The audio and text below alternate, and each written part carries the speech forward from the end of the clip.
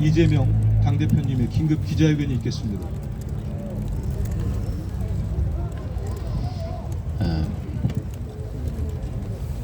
존경하는 국민 여러분, 더불어민주당 대표 이재명입니다. 그리고 우리 최현일 영등포 갑 더불어민주당 예비후보 함께하고 계십니다. 오늘은 제가 중요한 말씀을 하나 드리려고 합니다. 민주주의의 가장 기본은 우리가 모두 합의한 법과 질서를 모두가 지키는 것입니다. 누군가가 그 약속된 질서를 어겨서 부당한 이익을 얻는다면 그것은 민주국가가 아닙니다. 그래서 평등의 가치는 특히 법 앞에서 중요성을 갖습니다. 선거도 국민의 주권을 행사하는 그야말로 대한민국 민주공화정의 근간을 이루는 중요한 제도입니다.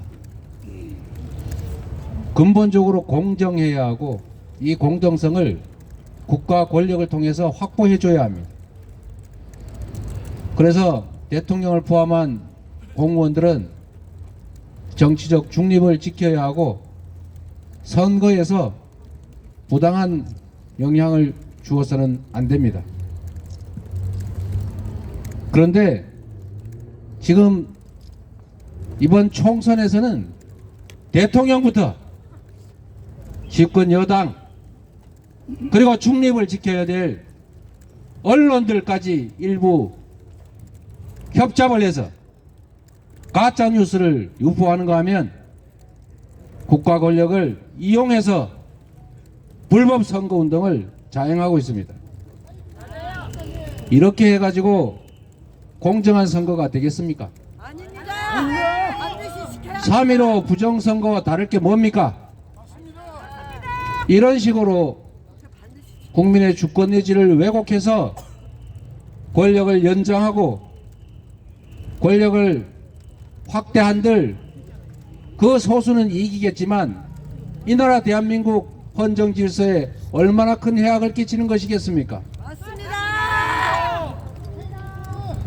대통령이 선거에 영향을 미치지 않도록 평소에 하던 일도 자중해야 하거늘 평소에 하지 않듯 온갖 간담회 명목으로 여기저기 다니면서 사실상 공약이나 다름없는 정책 발표를 하고 있습니다. 그 내용도 보면 무려 8,900조 원에 이르는 허무맹랑한 예산이 투입되는 약속들입니다. 과연 이 선거가 끝난 후에 그 약속을 지키겠습니까? 저는 그리고 우리 민주당은 이것이 정치 중립 의무를 위반하고 선거에 부당한 영향을 끼쳐서는 안 된다는 공직선거법을 위반하는 관권 선거 행위라고 확신합니다. 맞습니다. 그리고 정부는 그리고 국정을 책임지고 있는 여당은 선거제도의 공정한 운영을 위해서 스스로 나서서 가짜뉴스 국민을 현혹하는 민심을 왜곡하는 허위정보 유출에 대해서 유통에 대해서 자제하고 제지해야 할 것임에도 불구하고 아예 대놓고 가짜뉴스를 마구 퍼뜨리고 있습니다. 여당 비대위원장부터 당직자 그리고 부하 내동하는 일부 악의적 언론들이 협잡을 해서 대놓고 가짜뉴스를 뿌리지 않습니까? 맞습니다. 언론의 문제입니다. 지금 전남, 순천, 광양, 구례 일대 순천 을 지역의 공천을 권향엽 전 당직자를 단수 추천했다고 그 사람이 제 아내의 비서라는 등 사천을 했다는 등 이런 가짜 뉴스를 보도하는가 하면 그걸 집권 여당이 증폭시키면서 민주당의 공천 시스템을 폄하하고 정당한 공천 행위를 사천으로 조작 왜곡하고 있습니다. 나라를 국정을 책임지고 있는 집권 여당 이래서야 되겠습니까? 안 됩니다. 그리고 정론 직필하지는 못할 망정 이렇게 가짜 왜곡 조작 뉴스 뿌리면서 선거에 개입하는 정도를 넘어서서 아예 집권 여당의 기관지 노릇해서야 되겠습니까? 안 됩니다. 참으로 기가 막힐 일입니다. 어느 방송도 못 믿겠어. 그 단수 처첩받은 권향엽 후보는 민주당에 근 30년 근무한 당직자입니다. 그리고 문재인 정부의 대통령실에 근무했던 비서관이기도 합니다. 그런데 어떻게 대선에 후보로 선정된 저 이재명의 아내와 아무런 사적 인연도 없는데 비서라고 아예 다운표까지 쳐가지고 보도하고 이걸 근거로 사천이라고 공격할 수가 있습니까? 제 아내는 그 사람과 아무런 개인적 인연이 없습니다. 대통령 민주당 후보의 아내였을 뿐이고 권향엽 후보는 민주당의 당직자 출신으로서 대통령 후보 배우자실 여러 명의 부실장 중에 한 명이었을 뿐입니다. 그게 어떻게 개인의 비서로 전락할 수가 있습니까? 맞습니다. 그걸 근거로 어떻게 사천을 했다고 주장할 수가 있습니까? 앞으로 지금까지는 인내해 왔지만 맞습니다. 이 사안을 포함해서 앞으로는 가짜 뉴스를 퍼뜨리거나 또는 가짜 뉴스에 의존해서 선거 질서를 어지럽히는 여당 그리고 정부 그리고 대통령까지도 모두 법적 조치를 해서 언젠가는 반드시 책임을 지게 하겠습니다. 우리 국민 여러분께서도 이 사실에 대해서 함께 분노해 주십시오. 모두가 이 사실들을 숨기고 가려서 듣지 못하고 보지 못하게 할지라도 여기 계신 우리 시민 여러분, 이 현장을 보고 계신 유튜브 시청자 여러분, 절대로 잊지 말고 속지 말고 대한민국의 주권을 민주주의를 지켜 주십시오. 알겠습니다. 가짜 뉴스에 속지 말아 주십시오. 민주당의 이 정당한 투명한 공정한 공천에 대해서 왜곡되고 조작되고 허구의 정보들이 마구 넘쳐날지라도 그 속에서 진실을 꼭 가려봐 주시기 바랍니다. 이 정권이 국민의 귀를 막고 국민의 입을 막는 그야말로 입틀막 정권이라 할지라도 우리는 열려있는 다른 귀로 듣고 틀어막히지 않은 다른 시간 내에 말하고 가리지 않은 그런 공간에서 진실을 직시하면서 반드시 이 정권의 이 무도한 행위에 대해서 엄정하게 책임을 물읍시다, 여러분.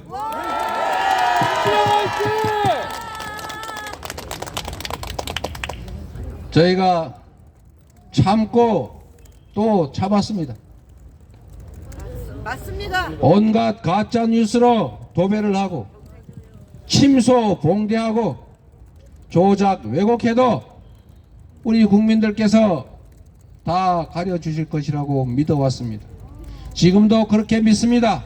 다만 시간이 없습니다. 진실은 늦게 드러나기도 합니다.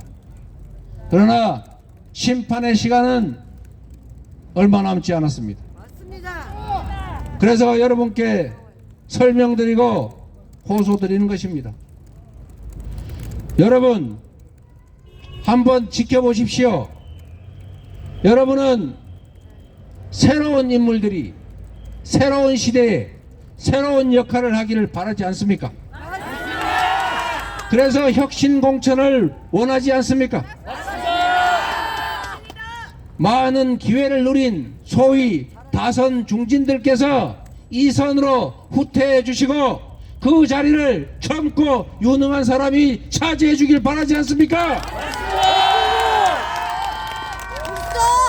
그래서 민주당은 이 기득권끼리 연합을 해서 저항하는 것이 분명하기 때문에 또 그것이 인간사의 섭리이고 자연적인 이치이기 때문에 이 문제를 해결하기 위해서 시스템 공천을 도입했던 것입니다.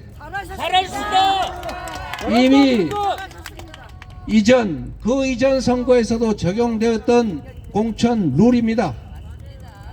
누가 마음대로 함부로 장난칠 수 없게 되어 있습니다. 자세히 한번 생각하시고 되돌아봐 주십시오.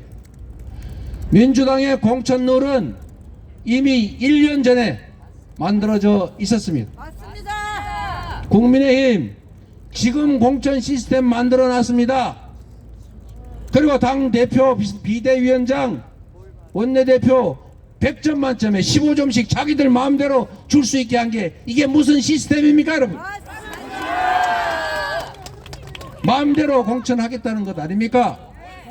그러나 민주당은 이미 1년 전에 아주 세세한 규정을 두고 그에 따라서 객관적인 3자들이 위원회를 만들어서 평가하고 선정하게 되어 있습니다. 또 그렇게 했습니다. 그 결과를 한번 보겠습니다. 선출직에 대한 평가는 이미 만들어진 세세한 평가 기준에 의해서 작년 10월, 11월, 12월에 이미 다 평가돼서 금고에 보관되어 있었습니다. 지금 와서 만든 것이 아닙니다. 맞습니다. 알고 있었습니다. 그리고 이 지역에 무슨 평가가 부당해서 탈당해가지고 뭐라고 하세요? 저 상대방 당으로 갔다는 그분, 모질입니다. 그분이 자기 윤리 점수 빵점 맞아서 억울하다 이렇게 말씀하시지 않았습니까? 맞습니다. 억울하겠지요. 그런데 이미 더불어민주당의 평가 시스템에는 공직자 윤리에 1000점 만점에 50점이 부여되어 있습니다. 100점 만점 기준으로 5점이 배정되어 있는데 또 그 평가 기준에 의하면 성비위, 음주운전, 채용비리 같은 이 5대 비리 행위에 대해서는 50점을 감점하게 되어 있습니다. 그런데 우리 그 후보는 여러분이 언론에서 보셨던 것처럼 채용비리가 문제가 됐기 때문에 소명을 요구했고 소명이 되지 않았다고 봤기 때문에 그래서 규정에 따라서 절대평가로 50점을 감점한 것입니다. 그래서 50점이 감점됐기 때문에 공직자 윤리 점수가 0점이 된 것입니다. 누가 일부러 0점 준 것이 아닙니다. 잘하셨습니다. 그런데 여당과 너무 잘하고 계십니다. 언론들 일부 야합해서 이게 마치 주관적인 평가를 하고 특정인을 겨냥해서 마치 부당한 평가를 한 것처럼 만들고 있지 않습니까? 김영주 의원께서 저하고 무슨 억하심정이 있습니까?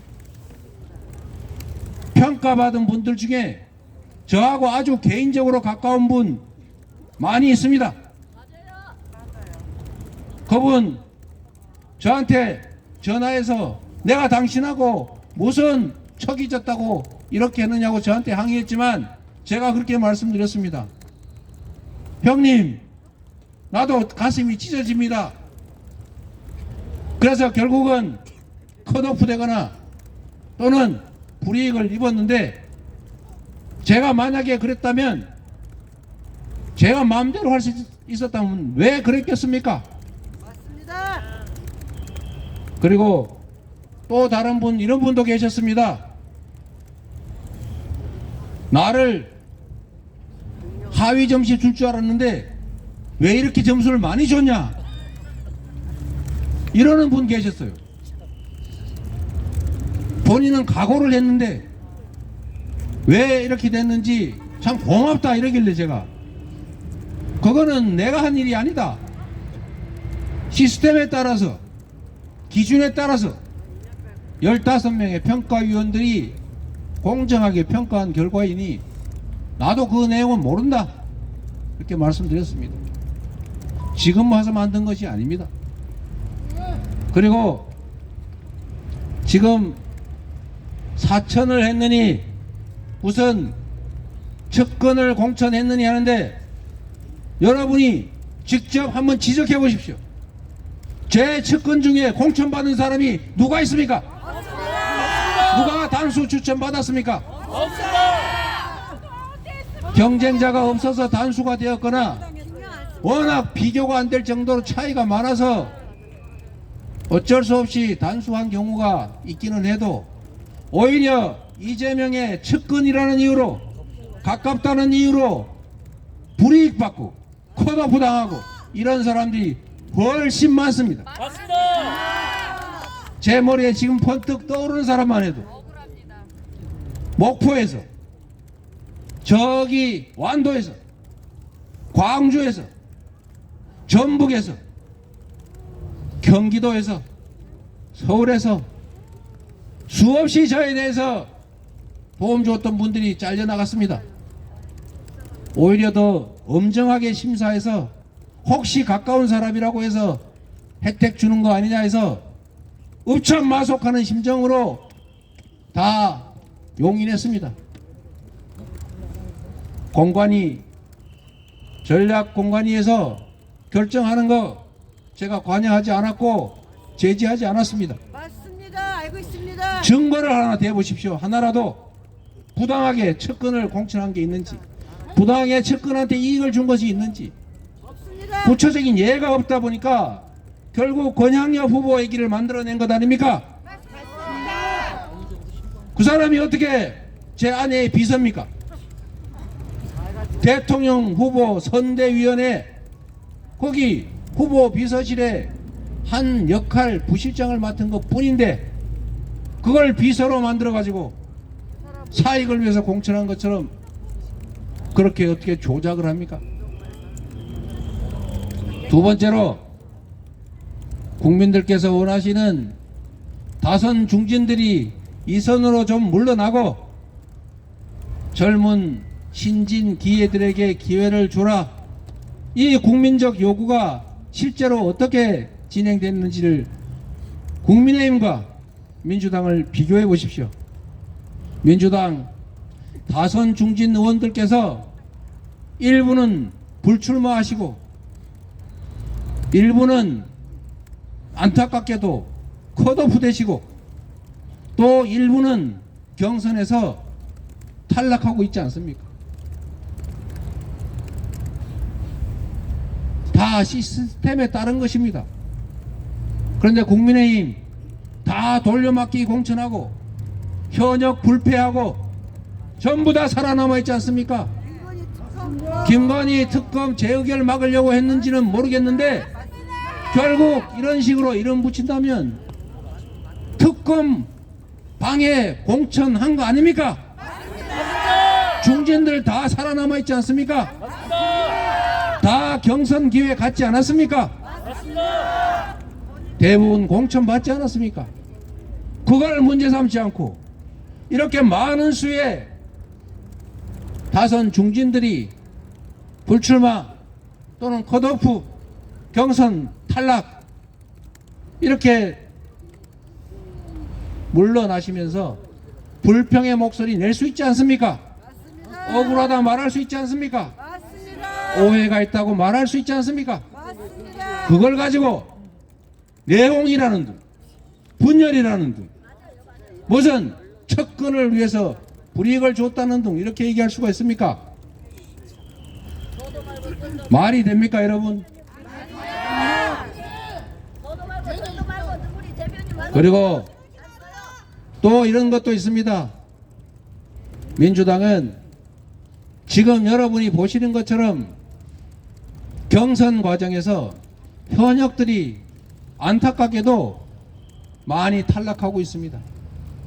광주에서는 한 분 빼고 지금까지 경선한 분 중에 모든 현역이 탈락했습니다.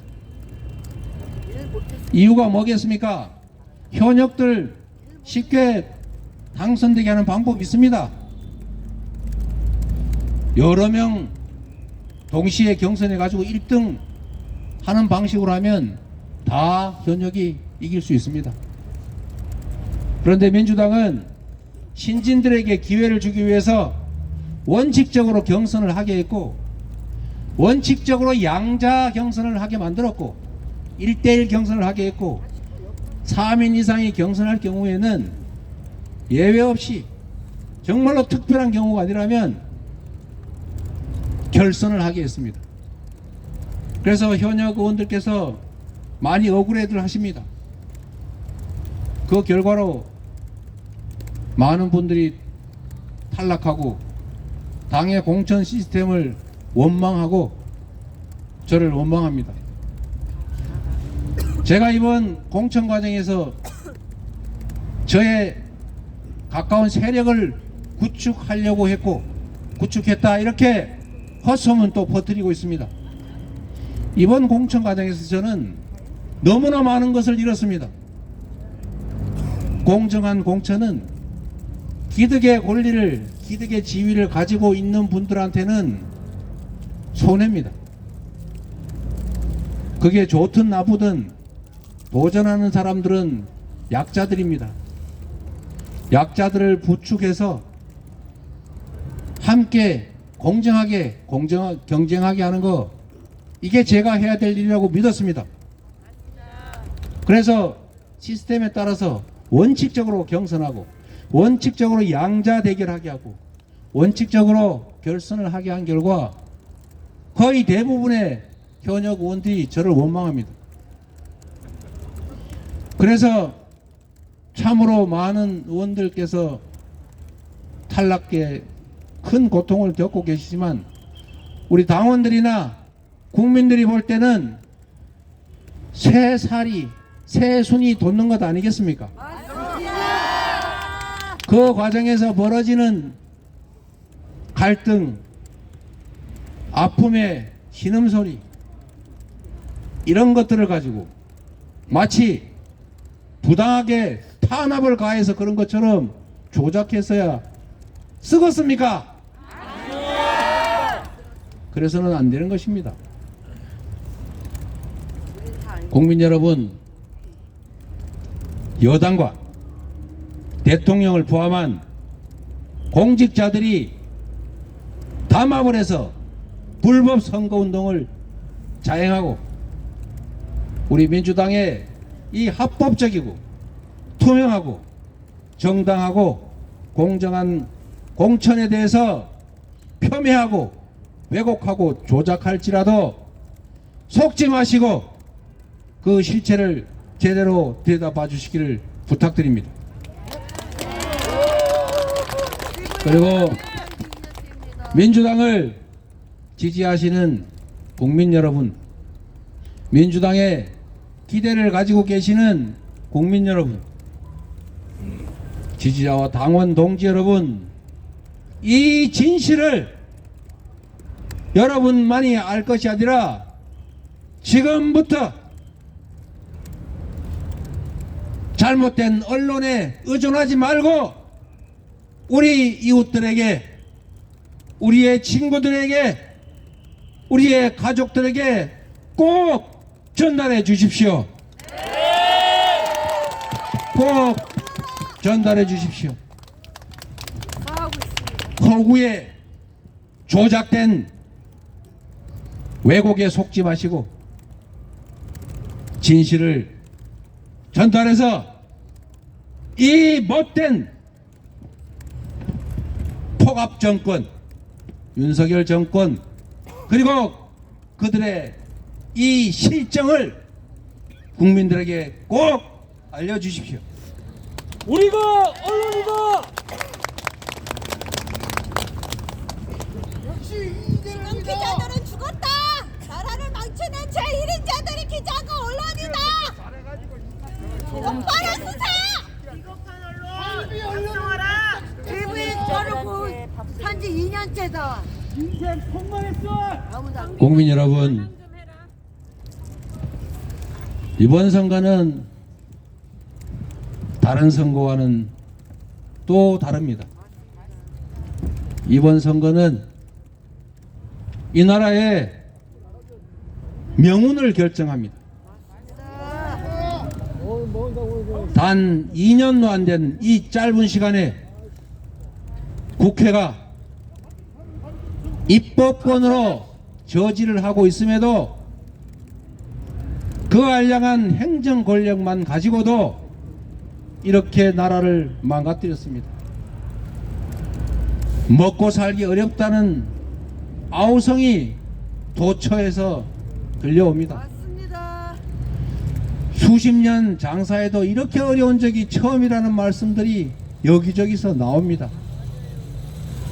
소득은 줄어들고 세금은 늘어나고, 그런데도 정부 지원은 재정이 부족하다고 줄입니다. 재정이 부족하다면서 부자들의 세금은, 초대기업들의 세금은 깎아줍니다. 이게 대체 뭐하는 짓입니까? 같이 살자는 겁니까? 나만 살고 니들은 죽어라는 것입니까? 이놈들만 살겠다는 것입니다. 없는 사람 죽어주면. 모두를 위한 공동체를 구성하라고, 더 나은 미래를 만들어 달라고, 나 좀 더 잘 살게 해달라고 권력을 맡겼더니 대부분의 사람들을 도탄에 빠뜨리고 자기를 포함한 아내, 식구, 측근, 자기들 세력만 배부르게 먹겠다고 이렇게 나라를 망치고 있지 않습니까? 맞습니다. 국민 여러분, 견딜만 하십니까? 그래서 설날 때 사과 하나 못 먹었습니다.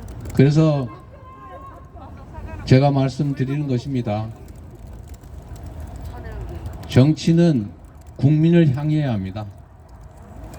가짜 뉴스로 조작 왜곡하지 말아야 합니다. 맞습니다. 우리 언론인 여러분, 국민들께도 꼭 전해 주십시오. 쉬는 것도 고맙습니다. 이재명 대표님께 큰 박수 한번 보내주십시오. 민주당 화이팅! 자,